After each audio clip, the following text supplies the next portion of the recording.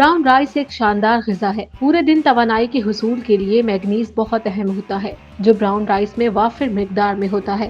Iron توانائی اور چستی کے لیے سب سے اہم ہے، جو پالک میں وافر مقدار میں پایا جاتا ہے۔ اس سے تھکاوٹ میں کمی ہوتی ہے۔ خشک میوہ جات بھی توانائی کا خزانہ ہے۔ ان میں فائبر زیادہ ہوتا ہے، جو انسولین کی مزاحمت کو کم کرتا ہے۔ پالک کی طرح دالوں میں بھی آئرن بھرپور مقدار میں پایا جاتا ہے۔ اس سے کمزوری اور تھکاوٹ کی علامتیں ختم ہو جاتی ہیں۔ زردی سمیت پورا انڈا بوائل کر کے کھانا توانائی فراہم کرنے والے غذاؤں میں سب سے بہتر آپشن ہے۔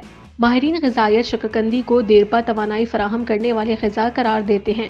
اس کے علاوہ دہی کا استعمال کریں۔ کوئی بھی موسمی پھل انسانی جسم کے لیے کافی مفید ہوتا ہے۔ اس سے قوت مدافعت بڑھتی ہے اور جسم تندرست و توانا رہتا ہے۔ رمضان المبارک میں پورے دن بھوک نہ لگے اور توانائی بھی برقرار رہے، اس کے لیے یہ چند غذائیں استعمال کریں۔